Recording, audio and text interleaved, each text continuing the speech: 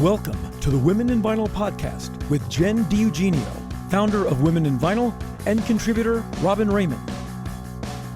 This podcast facilitates conversations with those working in the vinyl record industry to educate, demystify, and diversify the vinyl community.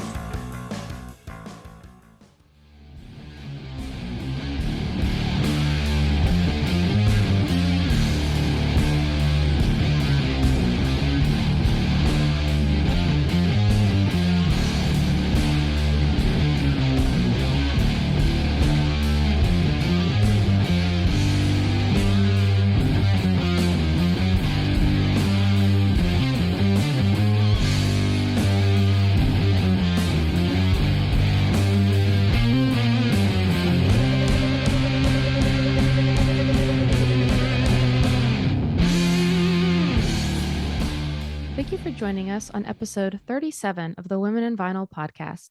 You just heard Acid Night Vision by the band Burning Sister off their latest album, Mile High, Downer Rock. You can check out the whole album and buy the record at burningsister.bandcamp.com. Today we're keeping it all in the family, the hashtag vinyl community family that is. We are giving an updated State of the Industry report brought to you directly from surveyed pressing plants, record labels, and collectors. The response was so overwhelming, we had to split it into two parts. In part one, the discussion is from the inside perspective, pressing plants and labels. But stay tuned for part two on what all you collectors had to say. We want to also mention, with episodes currently being one time a month, that we will be having a March Women's History Month Women in Vinyl Drive to raise funds for trade programs, scholarship opportunities, internships, and more. Please keep an eye out on social media or at womeninvinyl.com for more ways you can contribute to furthering the demystification, education, and diversification of the vinyl industry. Now let's get started. So, surveys. I mean, the first time that we asked people to participate, it was lackluster. So my expectations were low. This, however, this time I have literal tea and a shade button, so we're ready. yeah, like I want to say thank you and like, oh my God, you guys. So much so that we will have to make this 2 episodes. Yeah, this is definitely going to be definitely 2. Well, there might be enough for 3. Who knows? Yeah. I mean, we asked, you delivered. And now we're much like in podcasts where people tell stories from emails that were sent in. We're going to tell you your stuff just in a more condensed mathematical way. And we can say that the majority of the different demographics that were asked these questions are all pretty much on the same page. Yeah, which is really nice, actually, because, I mean, and maybe this is a hot take, but like maybe asking the people that are involved in doing the thing and getting consistent answers would... No, I felt a little less alone. would be a good thing instead of just like writing an article arbitrarily without doing any research. So, oh my God, yes. Yeah. And we will definitely get into that. We're going to get into that because it is 2023, y'all, and there's hot takes.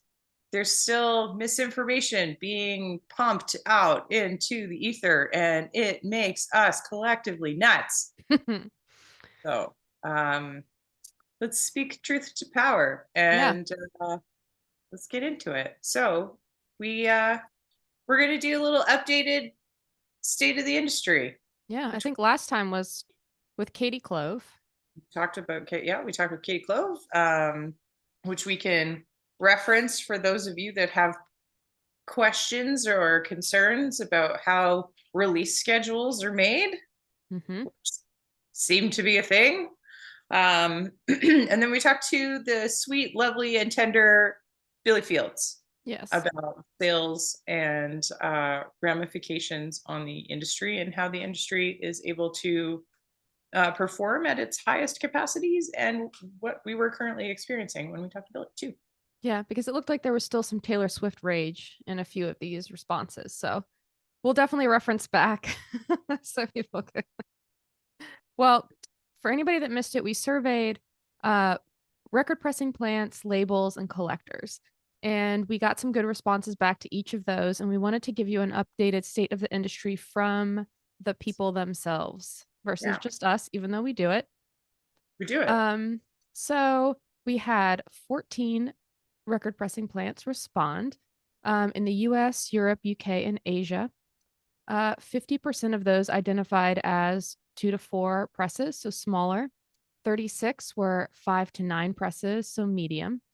And 14% were 10 plus presses. So, yeah, the most comfortable run size, which I think is really interesting and something that will probably help with capacity issues and labels better identifying who they should be pressing with, is Yeah. run sizes.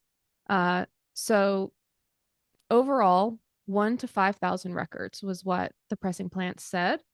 Over half felt that that was a good run size. And then 200 to 1,000 pieces. And then 5,000 to 10,000. So, yeah, I think that's pretty interesting.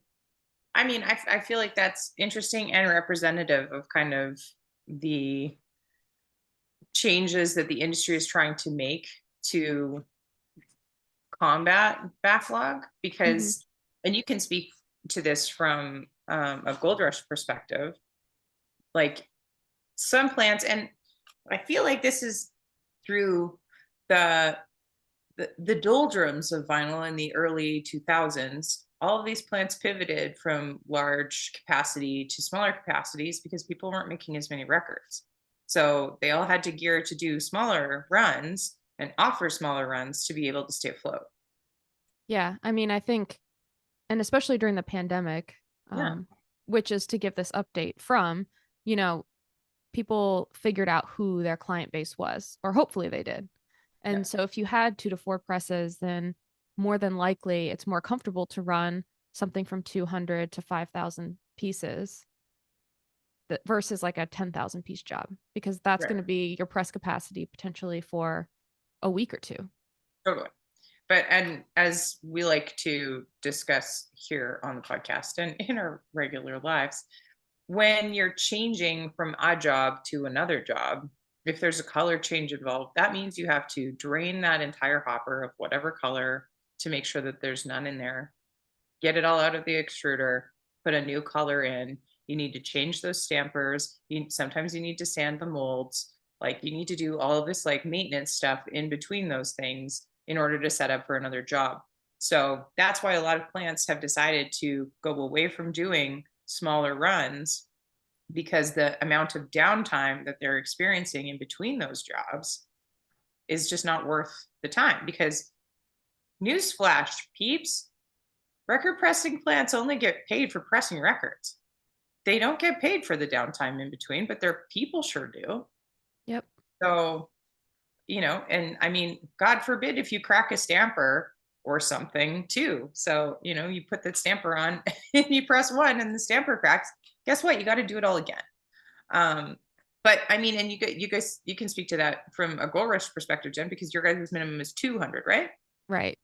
Yeah. Yeah, and I think it's really interesting to mention because some of the questions that we asked were what their biggest pain points were and how they see supply chain having changed from the pandemic until now. And the response to that was that 70% feel that it's improving. So that's a good sign. Yeah. Um, yeah, I mean, 7% said no, and then 23% said firmly yes. And so in looking at that in comparison to labels, it was a pretty even split. The labels were 33 and a third fittingly as to yes, no, and somewhat. Well, and that's the thing, right? So like I feel like people kind of don't understand, and we've talked about this before, that one plant doesn't just get one job. Sometimes like the bigger jobs are sometimes spread out through different plants where labels have capacities and things like that. So it's not just that one plant is taking on the lion's share of pressing records, and that's why your favorite band can't get on there. but sometimes they're not, they want to press 100 records and that plant doesn't exist anymore. That space has been reallocated into a bigger run. So Right. then your favorite band slash label has to find a plant that has the capacity to do what they want to do. So just because a record pressing plant exists doesn't mean that they're going to be able to A, take on the capacity that you want. And also B, it goes back to the hot take that I always have, is that now there's no bar that you have to meet to be able to press records. Anybody, any band can hire a mastering engineer or a record pressing plant and press their records. Yep. So like there's like the floodgates were open, and that's great, and it's awesome. And I mean, especially as a lathe cutter, I'm happy that, you know, people are able to make all the records that they want, and that there exists a space in order for me to make runs for people that are like, oh well, I think only 20 people will like my record, instead of them being like, oh well, the 100 is the minimum, I guess I need to do 100. Mm-hmm. Because, you know, much like any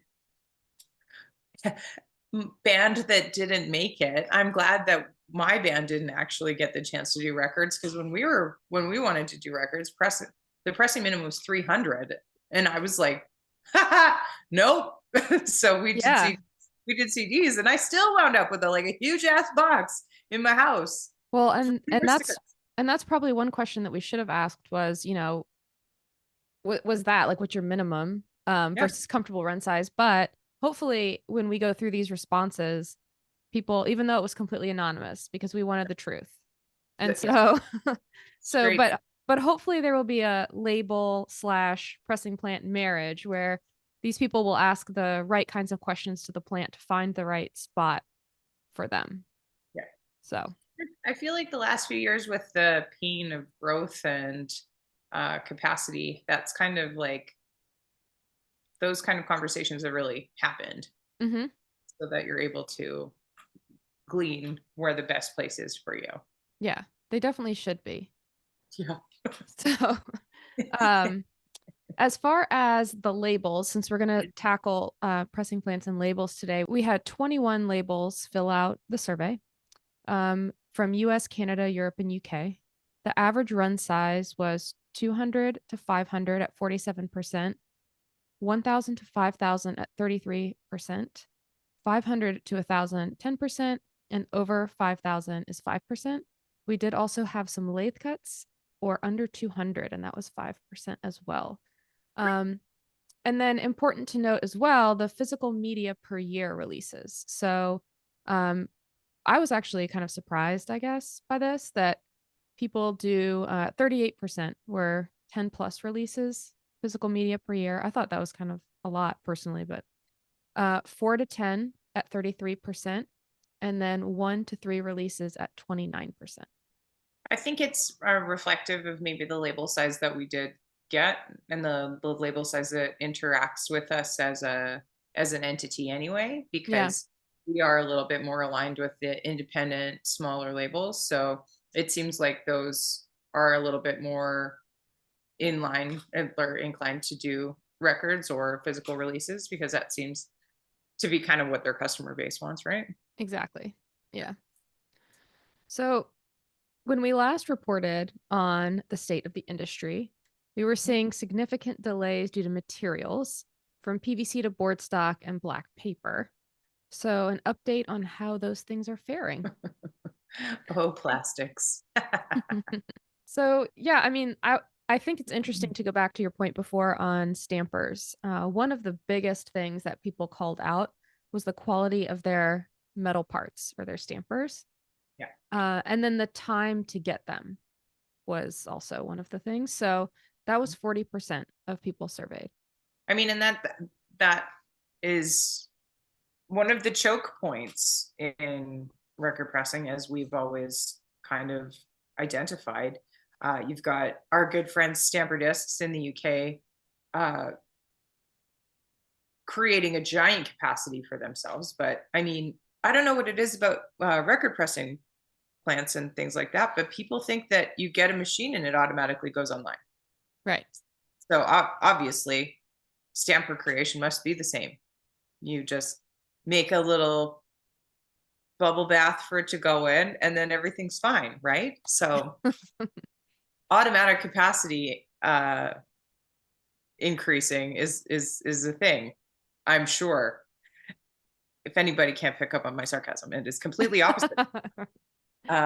Record pressing machines are known for having their own personalities and time for the operators to get used to them and learn how they're going to fit into their systems. And one record pressing machine might be less productive than another one. So you know that you don't put a 500 job on this machine, you only put a 200 job on this machine. So there's like little foibles in between all of those like capacity things too, but I'm sure that it would be the same with stamper creation. Yeah. Especially because you grow stampers molecule by molecule. I mean, it's fascinating, it's a beautiful process, and I would watch it all day, but it still doesn't, it's not an automatic thing. You can't press a button and a stamper comes out. So the fact that stampers are still a thing means that yes, there's capacity that's being added, but that's not necessarily completely 100% online globally. Yeah. So that, and I mean, that totally tracks. Right. And I think that, later on, one of the things that record labels were saying that they wish pressing plants did better was communication and sticking to dates that they're given as far as turn times. And I think it's important to mention here that a scratch stamper or any sort of issue with the stamper that causes you to need another one is going to set things back. So even though everybody has the best intentions of a turn time given, things as simple as a stamper arriving scratched, getting, scratched, broken, split collars, whatever, like if we can't use it anymore and we have to order another one, it's just the way that things are. You have to delay it. Yes. And I mean, you can't have, nothing can just stop and have that conversation all of the time either. Like that operator is searching for a new stamper to see if there's another stamper to be had. And then that goes up the chain to the next person, which might be the production manager. And then the production manager has to see how many sets of stampers were ordered and figure out if they have them. And then, then there's like multiple conversations that go on between that. And then they need to, maybe another lacquer needs to be cut. So, I mean, the conversation back to the label will happen, but there's, 7 that will happen before it once there is an issue with the stamper. Right. So, I mean, and if you guys have 4 presses at Gold Rush, right? Yeah. Yeah. So if you're having that conversation with 4 different operators, and then you as one production manager are then trying to find 4 different sets of stampers from 4 different labels, like those conversations, and I'm sure that you've had to do those things. So how long does that kind of process take to try and narrow down whether you have an extra set of stampers, and then let's say you don't, so then what is that process on your side? Yeah, so I mean, first when we get it in, we inspect the stamper. If it's good to go, we start pressing it. If something happens and it breaks, then yeah, we need to see if we have another set. And some pressing plants, based on the size of the order, will order extra sets of stampers, but you can't do that on every run. So like if I had a 200 piece run, I wouldn't want to order another set of stampers, because then that's more that the customer's going to have to get charged, that the label's going to have to charge the consumer, which, as we've seen from this survey, is a huge issue price. So if that were to happen, then we need to ask the plating facility to make a new stamper, and that could take, a week, 2 weeks. We get that back in, inspect it again, put it back on press. So, all of that leads up to what is going to be pressed. And along with all of that, we have to factor in, when we're creating a pressing schedule, are labels baked? Do we have all of the parts? Because you can't just switch jobs out that easily if your labels aren't ready to go. And, another thing, right. And another thing is like how the stampers arrived. So, if there's an issue, we need to make sure, is it on the mother? Yeah. And that goes for test pressings too, because there might be something that doesn't sound, but it's a call out, or there's a pop or something that develops. And we have to then inspect the stampers, get the mother checked, potentially get a mother capture, and then figure out from there, how do we resolve the issue? So that can sometimes take a lot of investigation to figure out where the Totally. problem's happening. And no Yeah. one wants it to be them, obviously. Of course not. So yeah, I mean that, and that kind of thing can really delay a project. Well, yeah, because when you get that stamper, let's say you get that replacement stamper back in, it's not like someone's running it into the pressing plant with Chariots of Fire playing, being Right. like, "Oh, we've been holding this press naked, waiting for you. It's fine." And then you automatically start pressing that record again. That's not Yep, how it works. exactly. The wheels must continue. So then another job goes on that has all the parts, and then you continue. So Yep. then, yeah, so then you have to have space and capacity that was allocated for different stuff because, yeah, you can't tell when a stamper's going to break. You can't tell when these fragile parts are going to malfunction. Yeah. It's a So big puzzle. I mean, I enjoy the puzzle, but it is definitely one. absolutely, yeah, Another thing that people mentioned was about 30% said that print was an issue, yeah. either that it was damaged in transit or overall, and that it was a major pain point as far as timing or other issues. So, Yeah. are you seeing that in your world as well? Yeah, I've had to request secondary runs of jackets. I mean, one of my biggest complaints was I shipped like a final wrapped product, everything out, and um, I don't know what kind of things the shipping guys were doing with these records, but they must have dropped the box or something. And actually, I will say, from reading all of these responses, I've reconsidered how I ship and package records to be shipped. And usually I would put them inside a jacket, inside a poly bag, and then ship them. But I've had jackets split. The records are okay, but the jackets have split because of maybe falling from a high place, which like just terrifies me. But and then so the records were all fine, everything was all good once it got to the customer except for the jacket. So then I had to get back in line with the jacket, and I mean, it's not the print guy's fault. Right. So then I have to pay for new jackets, the printer's got to find more space for me, and then he's got to ship them to me, and hopefully they make them to me okay, and then and then on Exactly. again too. So yeah, I mean, generally, unless it's jackets, I do all of my printing as local as I can get it so that I can, whether it's in-house, which is obviously like time consuming, but then I can guarantee that it's done and I have it and it's right. And it doesn't have to go anywhere. So then it doesn't have the chance to be damaged unless I decide to damage it myself, which has happened. But yeah, like my print has had some difficulties for sure.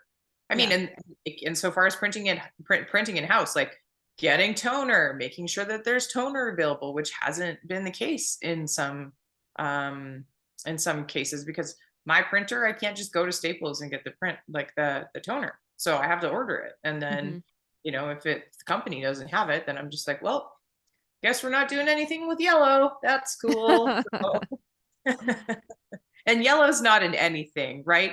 Right, Jen? Never, never. Graphic design wise, yellow is never in anything. CM, not yellow K. It's one of the optional ones. Yeah. So, I mean, it's just like, and as far as that, and like, I'm not going to call my customer and be like, hey, there's no yellow toner, so I can't make your labels right now. Like, it's just like, I'm going to try and get yellow toner as quickly as possible and then get it done. So, Right. but yeah, print for me has been not too bad. Black sleeves are not something that I usually offer anyway. They're a special order for me. So they were not available for like 6 months. And I was just like, well, nobody gets black sleeves. I don't really care. So Yeah. that They're kind of stopped being, significantly more expensive. yeah, Like, that just yeah. stopped being something that I offered. Yeah. So Yeah. no.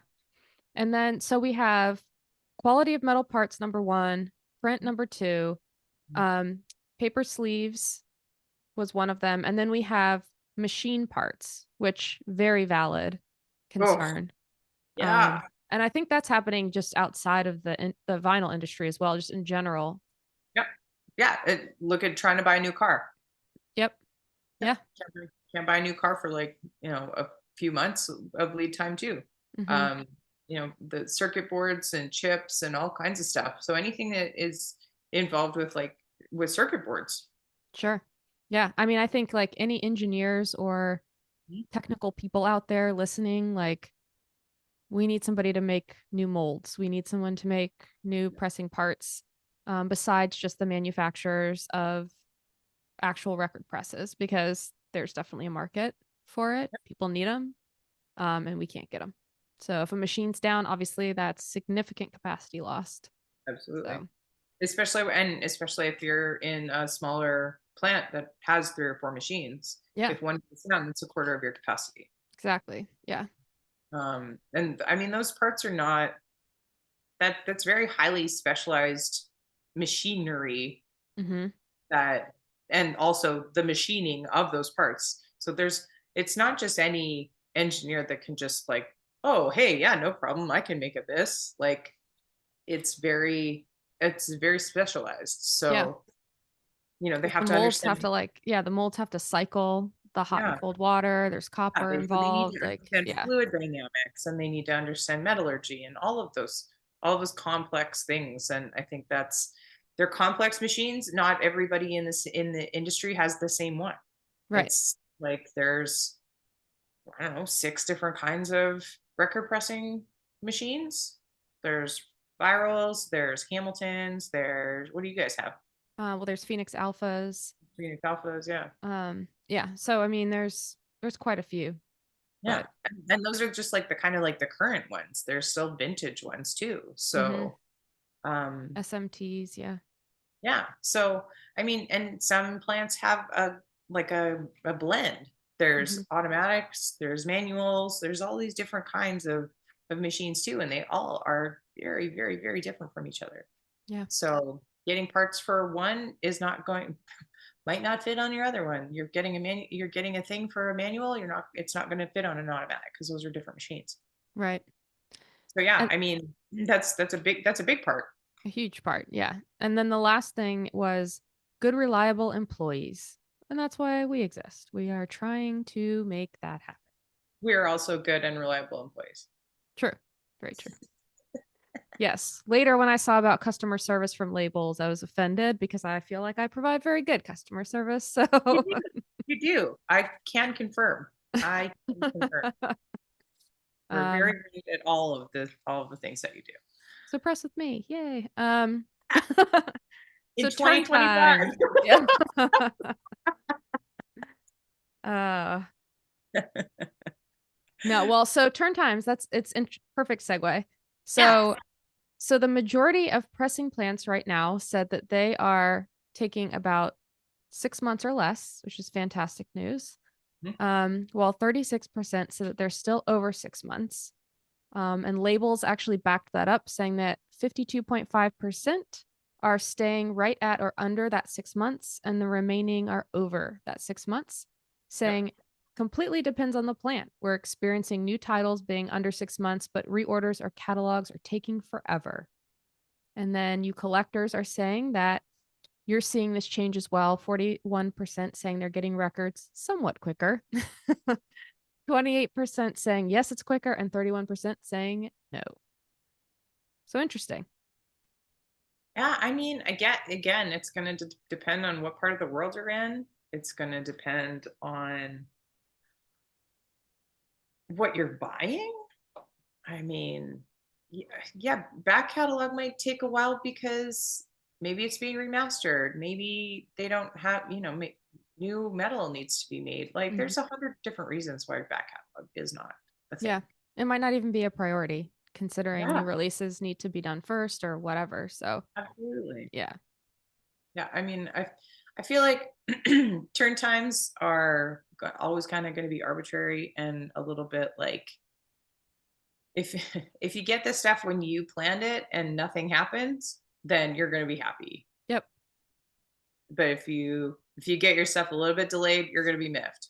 Especially if maybe you missed the call from the CSR or something happened on the way to this shop. Like, who knows? Yep. And if you don't get it for however, like much time in the future, then of course you're going to be cheesed.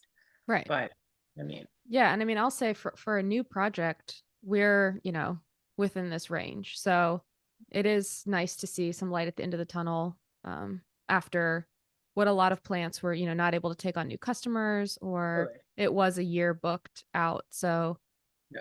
yeah. So yeah, I mean, people are making changes. Like plants are making changes. They're changing their minimums. They're changing suppliers. They're changing different things to be able to like chip away at those backlogs. But I mean, as long as we are still experiencing people wanting records, that's kind of going to happen. Yep.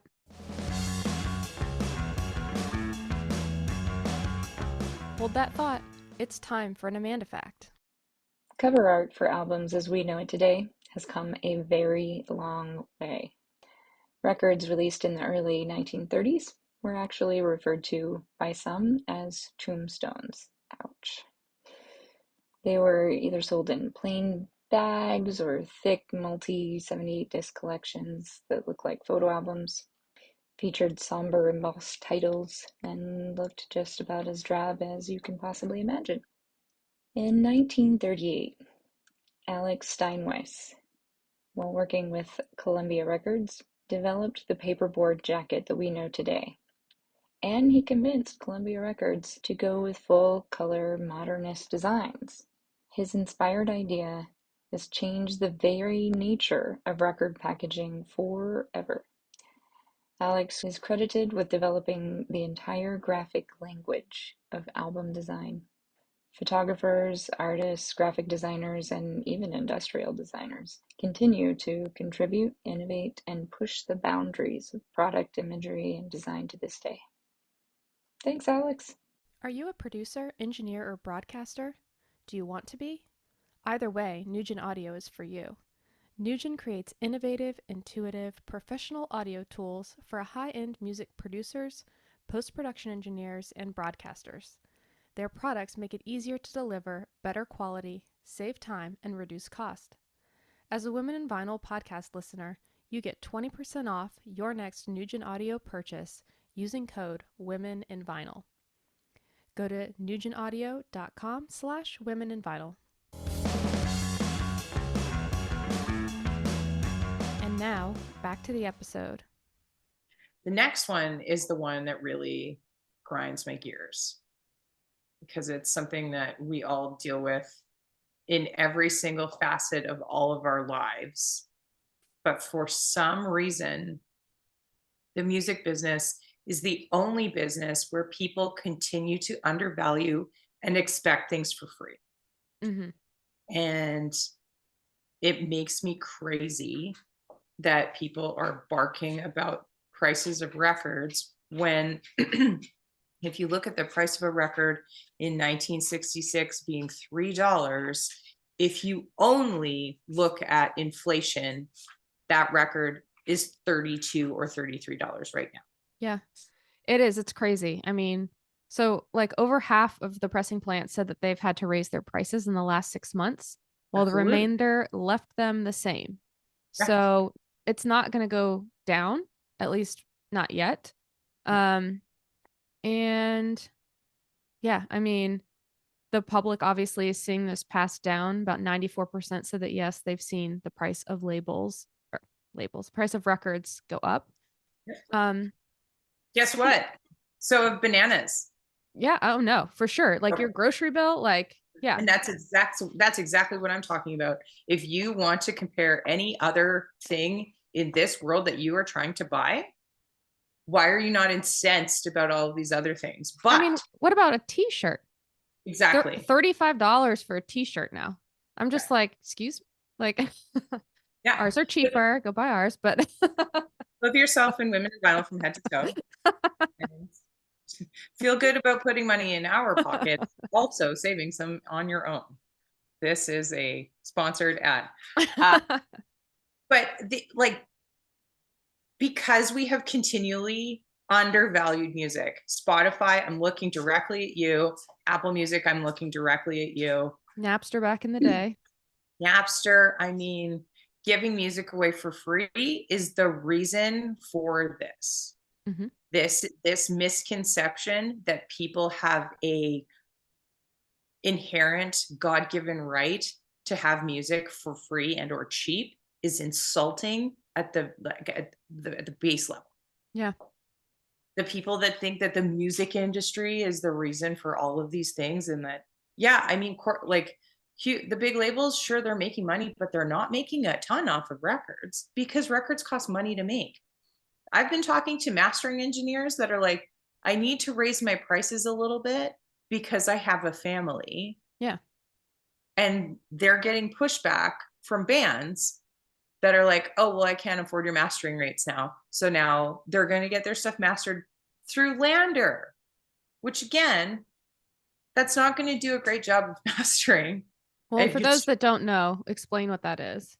So Lander is like the Spotify and or Napster of mastering, where you can upload your songs to get mastered by AI or unnamed What is it? human. The Chat GPT version of? Yeah, exactly. For mastering, so you pay like $6 to get your song mastered, but like not by a human. And so generally, it's not going to be optimal. I mean, it might be decent for streaming, perhaps, but mastering exists for a reason. I mean, I'm beating a dead horse. That's not a real horse because no animals were harmed in the filming and or recording of this podcast. But we all know how much I love and appreciate mastering, and how much we love and appreciate masterers on the podcast here and in general and in life. But like, free music does not go all the way up the chain. Just because you're giving away at the consumption level doesn't mean that recording studio is charging any less. That doesn't mean that the mastering engineer deserves any less. Certainly not. The plating people still need to get paid. Yeah. Like all of these associated industries, they can't all take a hit just because you want a $20 record. Right. And I think, to that point, which is interesting, is over half of the people that took the collector survey said that the pricing is impacting their ability to buy records, understandably, if everything else in your life is also going up in price. However, 63% said that they are going to keep trying. And they said that they'll continue to buy records for the next 1 to 5 years because vinyl is forever. Indeed it is. Vinyl is forever, not only because it is not biodegradable, but because and maybe, you know what? Maybe you should just be more choosy with what you're spending your budget on. And I was happy to see that a few people that filled out the collector survey did say that they, wish they had more self-control, and that was part of the reason why maybe they were having a need to slow down, because they were just that sense of urgency because of how things have been over the past 2 years, like feeling like you have to buy it now or you can't get it again. But yeah, I think things are starting to change where it'll come back. You'll have a chance. So, and I think that, interestingly, one of the biggest pain points overall for both pressing plants and for labels actually is the customer expectation being pushy and rude and having unrealistic expectations. Oh, I've got the perfect example for this from this week. Yeah, I mean, like not understanding the medium and then getting mad at the pressing plant or the label for that thing. That it's just not fair to do that. And I think like a little kindness can go a really long way to the people that are trying to help you make this thing, because we care about it truly as much as you do. And if the person that you're working with doesn't care about it as much as you do, you should find another place to work with. Yeah. But when you email me off of a recommendation from somebody specifically asking for a short run, and then I respond to you saying, yeah, I just need some more information about your things, blah, blah, blah. And then you hit me back with, what are the prices for 1,000? And then I reply again saying, I think that you guys want a pressing plant. Just to reiterate, I'm a short run lathe cutter. I do these 1 by 1 in real time. And then I get fired back with, we're taking our business elsewhere, to which I was like, bye, Karen. And then I was like, you know what? This is an education moment. So I said, hi, just so you know, I'm a lathe cutter. I cut these one by one in real time. 1,000 LPs will take me over 750 hours of the same record in my ears. The labor cost will be commensurate. And then he replies with, good luck in your future endeavors. And I wanted to throw my phone across the street. I was so mad. I was like, I'm trying to help you Right. with the pressing plant. The next question would have been, do you need, like I said, I'm not sure if this is your first vinyl experience, but happy to give you a recommendation. Sure. Like, I literally did nothing wrong and I got the business FU. I was like, really? Yeah. Yeah. Yeah. I Like, mean, I'll have people will get quotes and then they'll like not know how much records cost because in looking at all of this in preparation, everybody's pricing for a similar package is about the same. No Yeah. one's outrageously above or below anybody else. And I think it was like someone got a quote and they replied, "Are you effing kidding me? That much for a single black record?" And I was just like, yeah, dude. "Yeah, man. Like keep getting That's what it quotes. costs. That's how much it is."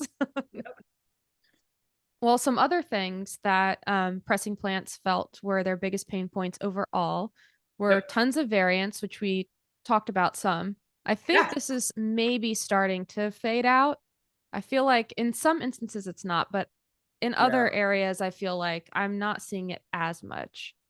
Um, I will say one of my favorite artists just announced their new record, and there's, I think, 8 variants. And I was just like, come on, dude. yeah, Really? it's not Really? necessary. Yeah. No, it's really not. Like, Like, and like 400 of this one, 8,000 of this one, like those numbers are so arbitrary depending on like where they're getting distributed from. And I think that might be one of the like consumer collector pain points as well. Cause it's yeah, just like, well, what if I really like that one? How am I going to get it? Why doesn't the label just have it? You right. know, like, and I mean, yeah, there's inconsistency in those variants too.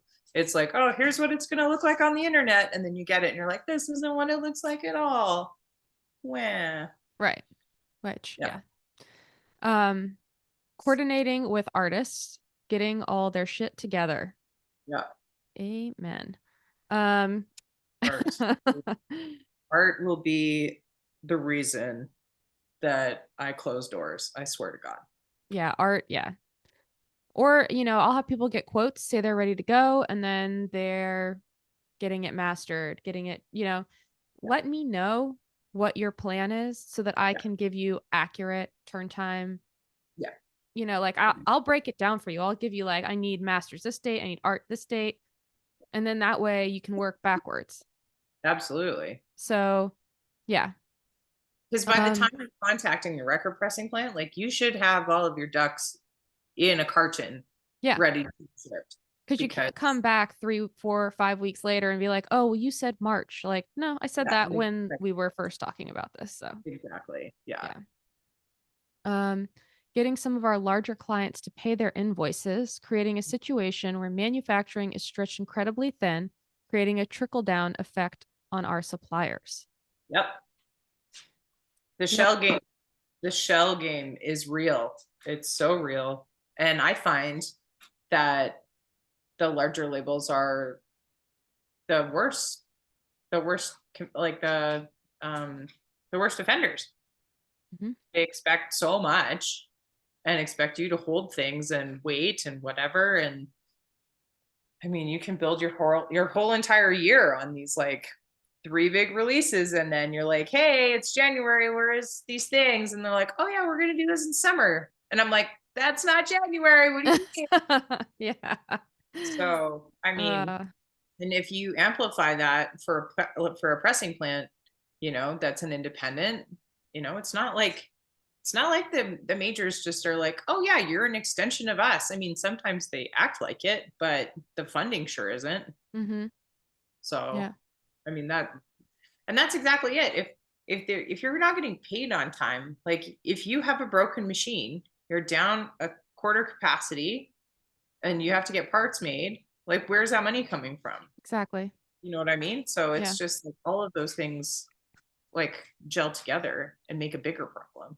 Right. And the last one goes kind of hand in hand with that, and that's getting the final shipping information. I find that a lot of times people are like, go, go, go, go. I need them by this time. I need them immediately. And then so you get them done, they're ready to go, and then they sit and they wait. And you're waiting for shipping. And you're like, well, so I think more and more people are starting to say, like, I need everything to make your job workable, like your shipping, everything. And then we can press go, because otherwise, again, we're not warehouses. We don't have unlimited amounts of space. Yeah, So exactly. if a pallet or 2 pallets are sitting there, that's taking up valuable real estate. Absolutely. That means you can't get another skid of PVC in because you don't have the warehouse room. Yeah. Yeah, absolutely. And I think all pressing plants of all sizes are seeing that. You know, it's not just small ones. I mean, Yeah. all And across the board. that's why stuff gets damaged. That's why they get warped. Like things, things happen because of environmental factors for sitting for so long. That's why you might get a record mark in your precious jacket because it's been sitting waiting to be shipped for 3 weeks. So on the opposite side, there were some label frustrations with pressing plants, and it's interesting. I love doing things like this and seeing what people are How saying on diametrically either opposed they side. are. Yeah. So there's You 40 guys, if we put you in a room and you guys just talked, everything right. would be fine. Just be honest. Yeah. So Here's a big foam bat. Get in there, have it out, and then you can have a conversation. It'll be yeah. fine. So 40% are saying that accurate information on turn times and overall communication is what's frustrating them. They feel like that's overpromising and under-delivering. On in-hand states, they feel like they're a low priority with pressing plants that they've used because their run sizes are smaller. And yeah, this is the one I was talking about because I really try to always cushion every date. So if someone tells me that they want something at a certain time, I'm always buffering extra time. So, and I'll build that into schedules. I keep people updated. So I feel like, yeah, that little bit of communication goes a long way. Yep, I agree. It always does. Yeah. I'd rather give someone bad news and let them update a press schedule sooner than later. So, 25%. In my opinion, like that's one of the things that the labels need to do. Like they really, if there's a way that they can change the way that they're doing communication that way and wait until they get records in hand to do things, it would insurmountably change the amount of stress down chain. Yeah. I mean, we talk about all the time with bands and small labels waiting to announce things until the test pressing is approved. And I feel like that's across the board. Absolutely. Like everyone just wait, because if anything is wrong, we're back to square one. So and that's the thing. And I mean, and when you're asking a finite amount of people to do all of these impossible tasks, like all of the time, always, always, always, always, there's always like, there's going to be problems. So the amount, like being able to mitigate it by just being like, oh, we've got this really great secret, but also like, there's no harm in having the digital out before the physical release. I mean, for me now, especially with the advent of digital music, there's sometimes like that record is not that great. yeah. And you're like, oh, glad I didn't buy it on vinyl. Exactly. Because I'm like, oh, I would much rather hear it cover to cover and then decide whether I want to buy it and be like, this is a dense batch of jams. Woo! Can't wait to have it in my cool little raccoon hands. Or like, oh, I'm real glad that I didn't get that. Wow, they should have just put that out on a 7. Yep. Oh, baby. You know what I mean? And I feel like that would eliminate a lot of the problems that collectors have, consumers have, labels have, and pressing plants have if they were just able to be like, digital's coming out this day. And then, you know what? Records will come. Yep. If enough people think that records should be made, because like maybe that album is a flop, but you're just like forcing all these people to be like, oh my God, I can't wait for the record. Boo. And then what if it's awful? Yeah. And those fans that really want it no matter what and just love the band because they want the whole collection are going to buy it anyway. Exactly. So, And that's it. And they'll buy it when it comes out. Mhm. And they'll buy all 6 variants or whatever. right. Yeah. But like, man, it's just like they talk about communication, but that's like one of the biggest communication fails right there. Mhm. Because if you can't get it in hand on that date, then you're mad, the artist's mad, everybody's mad because you've given them this date that may or may not be accurate to And jump from the jump. right. And it's not just because I'm a crazy planner and OCD, but also I've never had a good experience rushing vinyl manufacturing Of course ever. not. No. Like full stop. Every single time I've had to try to rush something, it always is a loss on somebody's side monetarily, and something goes wrong. So don't rush them, plan for them. Yeah. 25% are saying expense and cost increases, which we covered. 20% are saying time frame, which good news, looks like it's getting better. 5% are talking about the majors. They said trying to find a pressing plant is hard if we're a small label, not pressing Fleetwood Mac's rumors, pressing plants not taking on new customers because they are so backed up. And I'll just say to that, not all pressing plants work with majors. We do not work with majors at the pressing plant I work at. So again, it's education and doing your homework. Mhm. It might be a little bit of pain, but you're going to have to talk to a few people or send out emails or something. But in order to get the answer that you want, you're going to have a conversation. Yep. You can't just blame it on Fleetwood Mac or Adele. It's not their fault. It's not their fault. Stop blaming artists for the label's handling of things. Yep. Adele didn't decide that she wanted to make 500,000 records. Come on. So real quick, let's jump to real quick, I'll read the label wish list. Yeah. 30% wish there were better quality records. 30% said more fun color options.